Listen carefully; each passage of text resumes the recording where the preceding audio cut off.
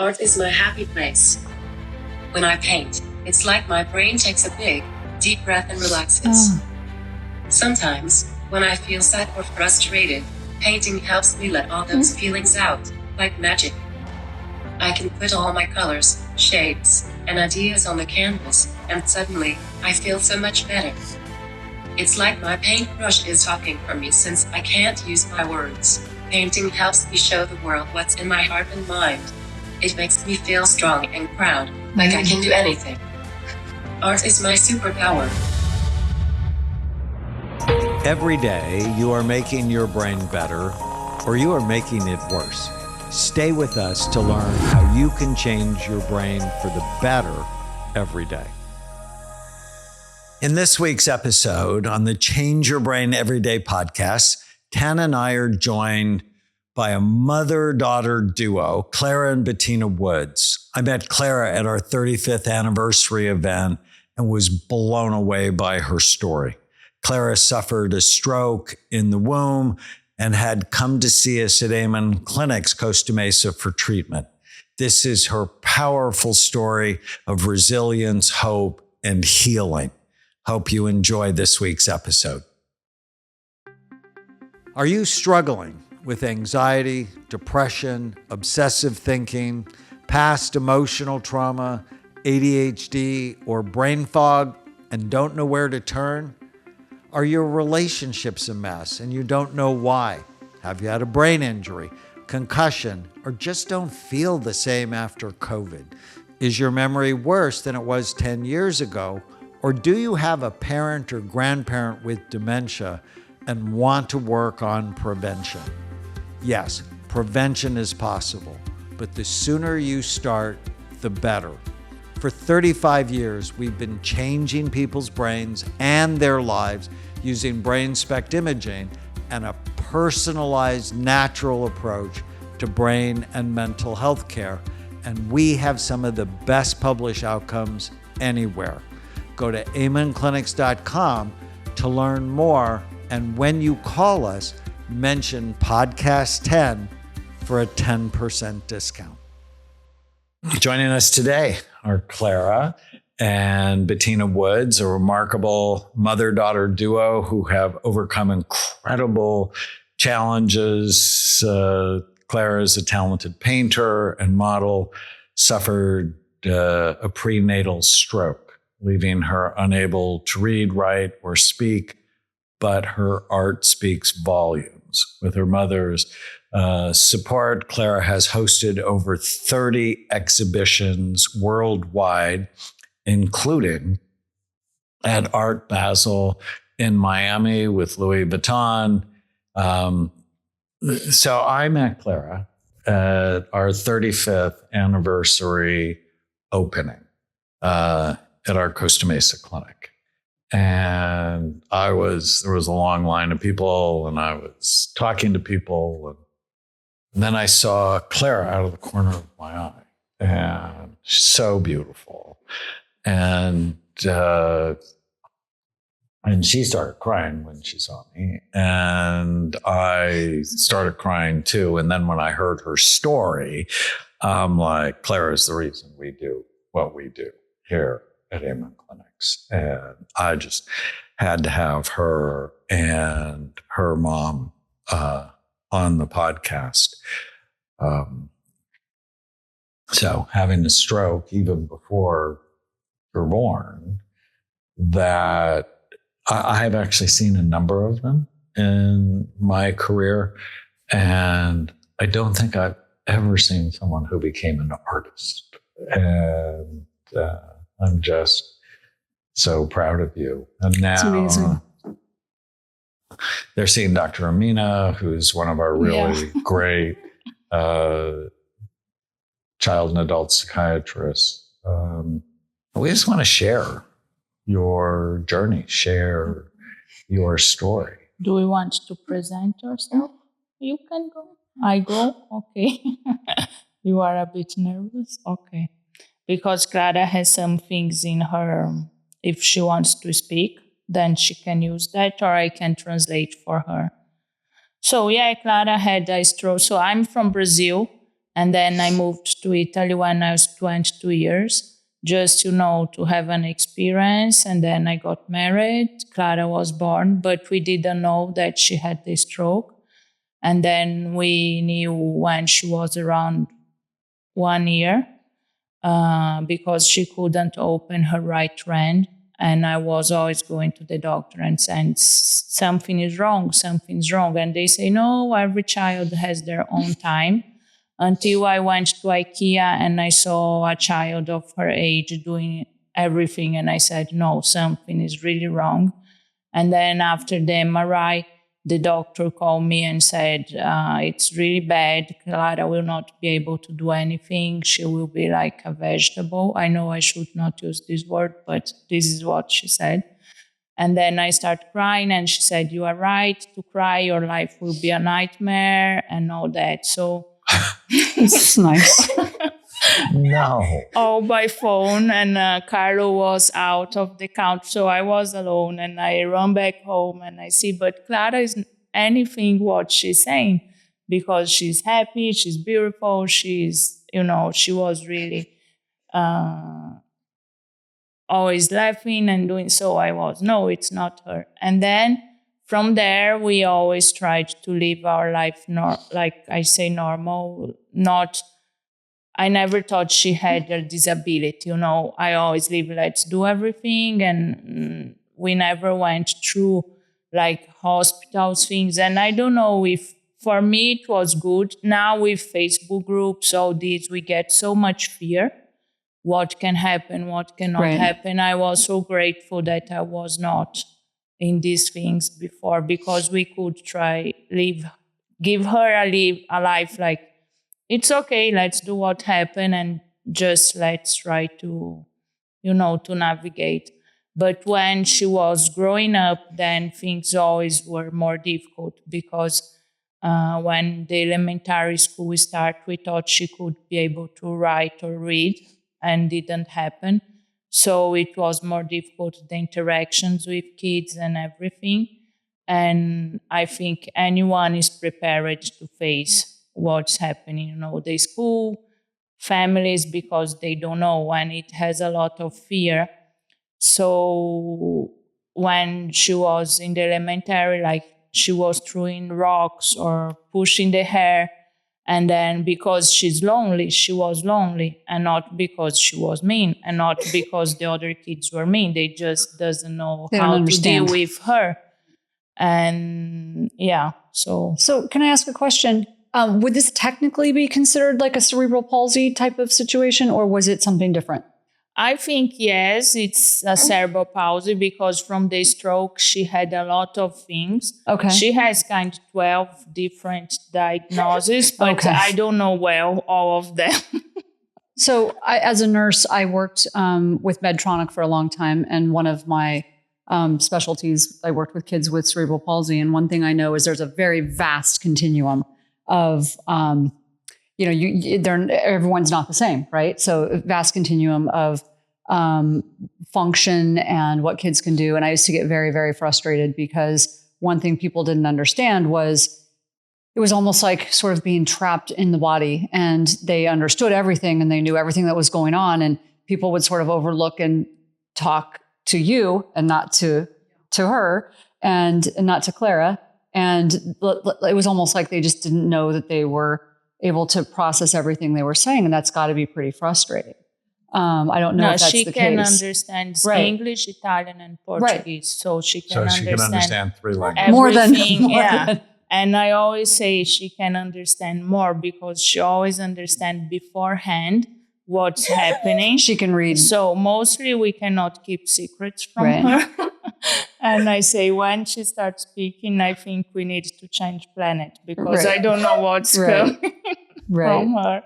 But she can communicate really well, like expressing herself with gestures. We tried sign language in Italian here, but it's difficult for her, because she's most of what the doctor explained, her biggest problems is in the output of the information. So all kinds of information that goes out, but not in the input. Because of that, she cannot write, read, or... But she paints, and so that's one expressive way. And her talker. Yeah, she can use the AAC even if she refuses to use. And I'm sure if she starts using more and more, she will be able to write with her photograph memory and with the phone. Because when the phone gives suggestions and she knows already the word, then it's easier for her. But we are fighting that she will use more. Because she knows even how to program the software. Right. So she knows how to do, but she just says I don't like it. Okay. But she likes painting. Yeah. When did you know you liked painting? Do you want me to say? Okay, you correct me. Mostly she starts just for fun. So when in the beginning she was destroying everything because she thought she was not good enough as the other kids, And then we start seeing colors, forms, and we were, this is nice. And then I gave her the book of Frida Kahlo, and she was in love with Frida. I think the story of Frida and hers, and she was kissing the book. She was sleeping with the book, everything. So it touched her. You liked that book. Did you feel that you could be like Frida, doing things despite your disability or Yeah. So it inspired you. So she asked me she showed me the page that Frida was in New York. And she asked me to go to New York. So we were living in Florence, Italy. And then I said, okay, let's try. And I always say that this year has changed all our lives because I said, we will need to sacrifice, like it will not be easy. And I could have said to her, no, you have a disability, it will never happen, or like it's difficult. And then next day we went to a place that they do art exhibitions and we asked to do her exhibition. She was 12. And first they asked to see her artwork if they would like. So then she made the exhibition with 12 years. That's amazing. So her first exhibition was in Florence. Yes. When she was 12. Yeah. Which is the city of art. Yeah. Wow. And then it went sold out. There are people who spend their entire lives like trying to get to that point. Yeah. So it went sold out. I had another company, so I started managing the two things. And then Clara was the first kid to have her own company in Italy because it's not easy. Like here, we need to ask to a judge the authorization to open a company for her. And in that time, we decided to not do a nonprofit, so people would buy if they want, not to help, so they could see she's an artist and we will treat her as an artist. Maybe it was foolish, but in the sense of all the work behind, it. And then the same year, she went to Japan to do an exhibition in Japan, and the first time in Art Basel for a charity event. And when the first time. And then after that, in 2019, I sold my business to invest in her, to do with her.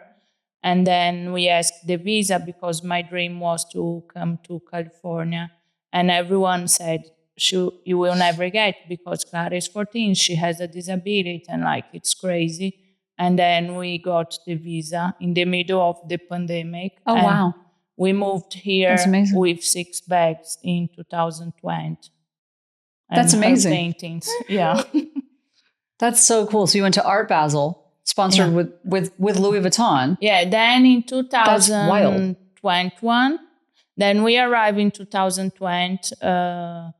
She sold, at that time, I think around 700 artworks around. Wow. So we got a connection with Virgil Abloh, and she was doing a project with Off-White. And then, yeah. And then what happened that they invite That is us so impressive. through the Louis Vuitton group. They host this exhibition, but unfortunately Virgil died right before. And then we did the exhibition, but she was expecting to meet him. She had an artwork for him, but it was really nice. And she exhibited with 2 other artists there. That is so cool. Yeah. That's pretty wild. And why did you move to California? So I'm from Brazil, and I was 17 years in Europe. And I think it's a lot like close-minded. So when you have ideas, it's mostly, no, it's too difficult, it's too risk. And, doing this work with her, it's everything against the odds because nobody believes, everyone laughs behind your back. Even our family, they don't believe that we can do it. And with time became much more about the message than about Clara. And I start realizing after a while, it's not the business but the message, because we got a lot of messages about people saying they start painting again. They are going out of depression, seeing Clara's video. They are like, also people said, I didn't suicide because I saw your video that day.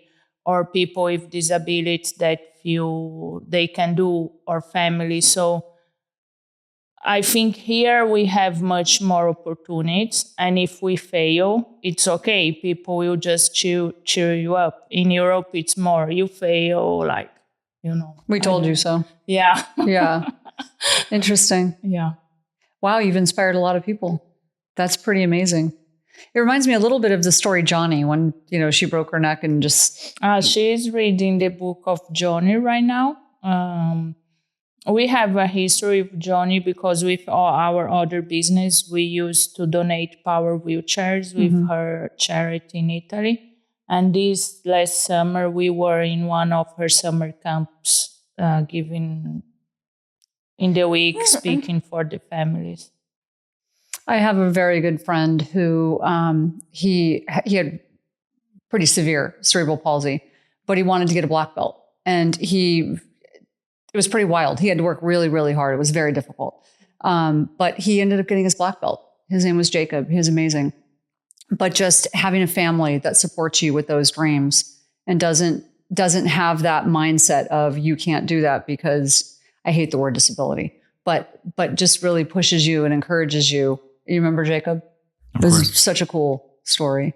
Yeah, because we see for us, like Clara, she's amazing and she can do things. She's smart. And I'm always saying to her, I'm sorry I'm your mom, because I will never I will never see you for a people with disability. For me, you are not. Right. And everyone has, and it would be much easier if I would, for me, for my life. You don't have to push her. Yeah. Yeah. And then she would be in an institute and I could live my life. But I think she can. And she has so much to offer. You must be so proud, though. And yeah, it's it's a hard work. She's like, you're not going to have it so easy. How did you hear about us? So I'm doing all the social media for Clara. So it's like a lot. We have 1 million followers around, and I'm managing. So I'm always trying to look for people or like listen. But I saw one video that changed my life, because Carlo, my husband, is full ADHD and Clara is ADHD. And it was a video that said about conflict seeking. And I said, this is what I live every day. And I never knew. Them, huh? Both of them. And like, she's laughing. So. She has ADD too. I don't. I actually don't believe it. I don't believe I have ADD. Okay. But she's laughing, so she knows she does. So you don't believe it? No. So I was. Know the truth. The truth will set you free. So I was. This is my life, and I'm suffering for this and all that. So I start following you and I start sending. I bought the book and I sent for everyone that I know that's the ADHD. And in Italy, they don't believe. And I Right. was, because when I got married, I said, Carlo, something's really wrong with you. I don't know what. And you still married him. So we started So something must be wrong with you. we start going to all the doctors in Italy, but they don't believe, they don't know. So I was, okay, one, another, anything. And once we came here to the US and Carlos saw a flyer and about ADHD and he said, it's me. And then when we came back, we tried to seek for treatment, but we didn't find, because then they just give a medicine, but it's not about that, you know. And his family didn't believe, they made fun. So it was. And then the conflict seeking for me was, okay, this is. And one day I was really bad because Clara was behaving so bad and Carlo and everything. And because I need to understand Clara's brain. Is she doing this because it's her character? And then I need to act in one thing, or because it's her brain, because then I need very different. Yeah. And I don't know. And if I go to the normal doctors, they will give me like medicine for her that will just, knock her down. So what should I do? And could affect her creativity. Yeah. And like, we don't want her under meds, just that it's easier, And then I was so desperate that I wrote an email. I'm a desperate mom and I need my life back. So I explain everything, like I have this husband and I have Clara and all that. So I asked for help. We were honored to help. Yeah, it was And we amazing. have your scam. Should we talk about your scam? She can't wait. So you have a beautiful. Yeah, I was going to say it looks really good. Well, this isn't healthy. Oh, that's not hers. I'm like, wow. So the one on the bottom is rest, and the one on the top is concentration. And you really do have a beautiful brain. But if we look here, so probably the stroke was in her right temporal lobe. Mostly the left side, it was the more affected because she has all the right side blocked of the body. I don't know, like. Yeah, and what I see, it's mostly on her right. It's her temporal lobe. But the thing is, it could be better. And that's why I talked about hyperbaric oxygen. Okay. That I've treated lots of kids with cerebral palsy. And cerebral palsy is sort of this big umbrella term, which means there was an insult, either when they were born or right before they were born. And the decrease, she's right-handed? No, left. She's left-handed. So it actually makes sense that she has issues with language, which would be, for her, most people's on the left. But when you're left-handed, on the right. Oh, I didn't know. But if we can stimulate it, we'll actually help her a lot. But a lot of your brain is very healthy. I think that's really important to understand. Now, when we look at the active sides, again, rest on the bottom, concentration on the top, you have this big hot spot right here in your basal ganglia. And that can make you anxious. Yeah, she's a lot anxious. And so strategies to calm it down, but your cerebellum is sleepy. And so finding ways to stimulate it can be really good. But there's a brain that can be better. That's what I get super excited about. But if you don't look, you don't know. Yeah. And so Yeah, because since we are coming here, we are much better, like also in understanding and trying to relate with her, or like giving limits. It's important, but she's dealing a lot with the nutrition. So this is the Oh, I know. worst. We had a conversation about sugar. Yeah. So she has also the book that she's trying to do some recipes, but it's really difficult for her. But she's trying step by step. Do you have Tana's cookbook? Yes. Yeah. The Nutty Buttercups are amazing. Yeah. So she's trying, and yeah. And the That's other day, awesome. normally she does, she had seizures for a while. Back then we got her under meds, and then she was not having, we took out the meds. And then she had a small seizure 2 weeks ago after a long time without, but she handled all by herself because we were at yoga, and it was the only time we are out trying to make, the independent and all this autonomy life. And then she had a small seizure, and she wrote me, "Are you at yoga?" I said, "Yes," but she didn't tell me anything. So when we arrived home, she was crying and crying, but she handled by herself. And you told Dr. Amina that? No, I need to write him now. Yeah, I'm a little bit late. Yeah. Because sometimes when there's a focal hotspot, when Because that's the one on the right, right? Was on the right or the left? it's on the left, sometimes medicine can actually calm that down and also decrease anxiety. So if it's this hot, something to consider. And sugar, another reason to get rid of it, increases the vulnerability of seizures. In fact, I have a granddaughter who was born with a genetic problem and has struggled. And when she was 5 months old, she had wicked seizures. In fact, in one day, she had 160 of them. And on a ketogenic diet, her seizures went away. So a ketogenic diet is basically getting rid of all carbohydrates. And over time, her diet's better, but she takes medicine, and it's really helpful.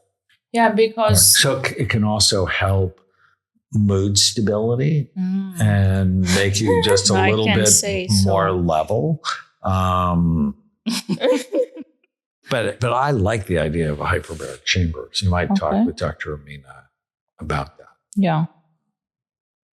And may even help her more. Now, how do you think your art helps your mind? How do you think it helps your mental health? Let me find it for you, because it's so small. Because we prepare some answers. Here. This one, it's here. Go. I saw. Go. Art is my happy place.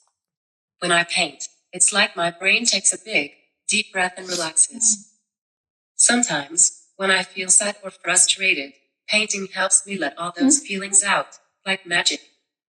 I can put all my colors, shapes, and ideas on the canvas, and suddenly, I feel so much better. It's like my paintbrush is talking for me since I can't use my words. Painting helps me show the world what's in my heart and mind. And you know what? It makes me feel strong and proud, like I can do anything. Art is my superpower. I want to hear more. Do we want to tell other things? That's pretty great communication. Go. That doesn't matter. I was still in my mom's tummy when it happened. My brain works a little differently because of that, and that's why I have something called cerebral palsy. When you look at my brain scan, you'll see some parts that look like they've been on a little adventure. They had to find new ways to work. It's like my brain is a big puzzle, and the pieces had to fit together in a different way. I think that makes me unique, and I love showing people how special every brain is, even if it's a little broken, like mine. I hope sharing my story helps people understand more about cerebral palsy and how amazing our brains are. And guess what? Even with a brain like mine, I can paint, travel, and have so much fun. Our differences make us awesome. That's amazing. I love that. We wrote that yesterday with ChatGPT, so she told me what she wants to say, and then we wrote, and It's pretty awesome communication. Is that the AAC software? yes. Yeah. Is that what Emmy uses? Yes. Yeah. Our granddaughter uses that. And she can put together so many words where you would have no idea. Because she can't verbalize otherwise. Yeah, Clara, she can, I understand her a lot, like Right. just like this. She can write some words, and now with the phone, it's much easier. But I think when she uses this, but it's too slow for her, so she doesn't like it because she needs to open. And then you need to search. But I'm saying if you use half an hour a day, and then you will be able to find fast the words, then I think she will be able to write. But I'm still trying to convince her. But I can see where if you're in a general conversation and you're wanting to respond quickly, she probably gets frustrated. And it's really hard in the family because, like, if I say to her, I can't understand you, so you need to use that. Our days are already so, busy. Yeah. And some days hard, and some days then it's difficult to put also this block. And the other side, how she will learn, I don't know. I'm trying to And you have figure out. another child too, right? Yeah, he's 12. He's 12. And how is he doing? He's okay. He just turned 13. And I think the most beautiful thing that when he was like 3, he was not speaking. So I was, how we will now have another child that's not speaking, maybe because we speak 3 languages, but I don't know. And then Clara went to a summer camp. And as soon as she was out, he started speaking. Oh, interesting. All the week he spoke everything. And then when she came back, he stopped speaking again. I wonder why. And then I said, okay, this is strange. So we went to speak with him, and I said, do you know what Clara has? And he said, her brain is broken. Aww. So, and then mostly he had Clara's permission to speak. And he started speaking again. So it was really incredible. And then when everything started, like the business, the Clara, being the center of the attention, it's hard. But we try always to put him out. So, and now it's more normal. So like we have things that's business related, and it's not mother related, and we have things, and he is really aware of the things now, and we try to make him always be part. And how do they get along? The face says it all. They're like brother and sister, Regular brother and sister. That's funny. And so you have an ADHD husband. Yeah. You have a daughter with special needs that's special in so many ways. Yeah. And how are you managing it for you? Yeah, I don't know. I think for me, it's God. So I believe that he is doing this. And I fought with him so many times because you can heal Clara. Why are you not doing that? Or like, why did you give me Carlo? I believe he gave me Carlo, but why? And then now I think I can understand better, and it's not so perfect. And I try to speak with him. I need this, or I'm feeling this way. I'm trying to take care more, like doing yoga and eating better, doing exercise, all these things. But sometimes, and I cry a lot. Yeah. But I think it's God. And now I can see have the vision that's much more a mission about talking about inclusion, diversity, how to manage not just Clara, if we can help much more people. Like what we did with Clara is so much work behind all the videos posting. Like if she sold 900 paintings, all the paintings have a certificate, pictures, Right. history behind. And a lot of people think we have so much money and we are just doing this for fun. It's not true, right? And we are trying, we are investing everything we have to make this. And now it's like, let's do for others. So we are launching a podcast where Clara will be hosting with Aiden. He's in the spectrum and he's a musician. He's really great. So they will be hosting. So it's a way of saying she can't speak, but she's hosting a podcast. And Aiden, he's really great. And it will be called the Inclusion Matters podcast. So the idea is to have not just people with disabilities, but other people that can give visibility, can bring, and we can have a platform to help other peoples, because we have so many people with talent. Even Clara, she has videos with more than 30 million views, everything, but brands does not reach to her so easily. But they reach to girls naked, almost naked, Where is the values of how can we show that maybe her content has much more value than someone just, For sure. Yeah. So this is, my task. Well, we are so honored to help. It's amazing. What questions do you have for me? You can say. No, think, because you always say, when you see Dr. Amen, I can translate.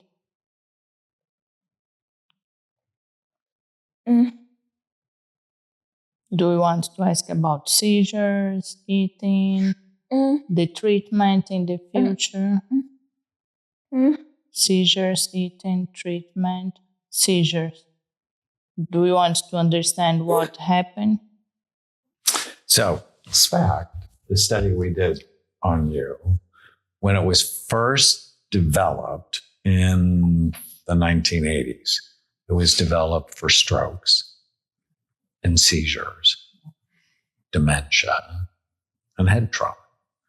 And with seizures, what it says is when you're having a seizure, there's too much activity and blood flow in a certain area, just like this. And in between times, it's low in activity. But I suspect this is busy a lot, because we saw it at rest. And then we see it again with concentration. So these were done on 2 different days. So I would be thinking, how can I calm that down? Either with something like a ketogenic diet, something to think about, or the medicine. And I always say this to my patients. It's not a good or a bad thing. It's just a thing. And you want to use all the tools, like as an artist, you use all the tools that you have, right? And as a doctor, you want to use all the tools you have. And if it calms it, well, that's a good thing. Because if it's always busy, it's always interrupting. Yeah. And you can think of it as, oh, well, she has ADD and that's why she can't concentrate. Or her brain is always overfiring and that's why she can't concentrate. Yeah, because I think also with anxiety, she's always controlling. Like she needs to know everything, what's happening. And I'm like, it's not healthy because she never rests. Or Even when she's sleeping, she calls us just to know like what's happening, anything, because we are sleeping. But, you know, so if she sleeps in our room, So your brain's just going. she relaxes because she can understand what's happening or not. I'm not the only one. Just saying.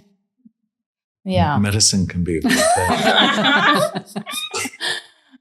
Yeah, so I'm like, Clara, like she wants to see all the messages and no, like, but, and this anxiety doesn't make good for her. But when we went to the neurologist hours, like he said, where is her exam? Because for him, she should be having seizures all the time. I don't know what. So that may actually be what I'm seeing. Yeah. So he said that based on an EEG. Yes. He said it's not possible, where he's like, it's not the right, why she's not having seizures, because, and I said, I don't know. And for me, it's God, but he was, why she's not having.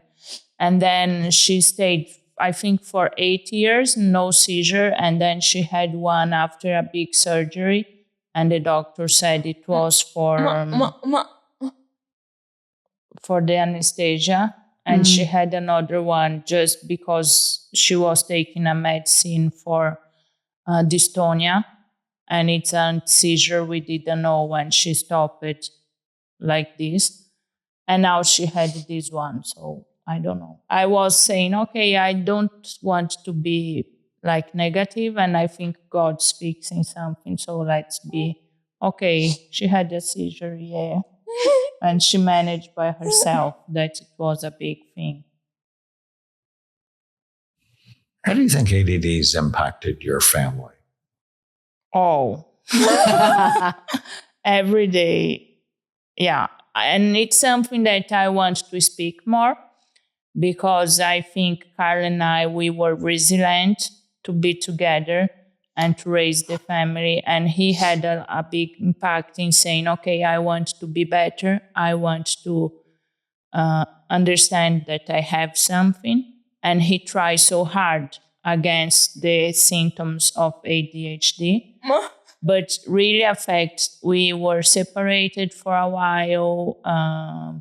We were running a business together and he stepped out, but it was not okay. I will step out. He was working 23 hours a day. We didn't know he had ADHD. So if you have ADHD, you need to sleep. So it was like fire all the time. And I was trying to handle the family, the business and everything. So I said, go out. 10 days before Davi was born, I asked him to step out the house. And then the business, and I was with a newborn. So it affected a lot. And we didn't know. This is the thing. We didn't know. We said, okay, he's crazy, or, you know, he's just inconsequent, and he is not. And even he has a big heart, so he donates everything for everyone. And I was like, you don't need to do that. And all these things, we start find answers when we knew that he had ADHD. And even now with my son, because let's say we are more normals. So sometimes we just need time, us, because we can't handle, like, if we are in the home, just us, it's calm, it's quiet. We do our thing, you know. So it's important too, to just understand. And until we didn't know, it was hell. Understand. Yeah. Understand. Thank you so much for coming today. And I think you so much for a lot of families doesn't know. Thank you. Yeah. Because they don't know. And and you feel guilty and you think you're bad and you don't know. You think everybody else is happy. Yeah. It's hard, but people can get better. I mean, that's sort of the exciting news, is your brain can be better, even if it was hurt before you were born, or even if it was hurt after you were born. That's what we love, making brains better. Thank you for your vulnerability. It's really great. So how can people find more about Clara and her work and your company? So we are everywhere. So just you can Google Clara Woods or go to clarawoodscollection.com and all the social medias, TikTok, Instagram, Facebook, LinkedIn, everything. So yeah. And Well, we are, will put links to everything. And I will look forward to hearing more about your progress. Amazing. Thank you so much for having us. Are you excited to optimize your brain and help the brains of those you love? Do you want to prevent or treat memory problems, anxiety, or depression? Do you want to be happier? That's why I created Amen University, to take what I've learned over the last 45 years and help you have a better brain, a better mind, and a better body. You can take courses like our 30-day happiness challenge, which was shown in research to increase happiness by 32% in just 30 days, or memory rescue, or overcoming anxiety, depression, trauma, and grief, or healing ADD at home in 30 days, and much more. We also have professional courses and courses for kids, including Brain Thrive by 25, which was found in independent research to decrease depression and improve self-esteem. And as a special offer just for our listeners, you can save 20% on your next course. Visit amenuniversity.com and use the code podcast20. If you like this week's episode, please make sure to leave us a review on iTunes or Spotify, and follow me on Instagram and TikTok at Doc Amen.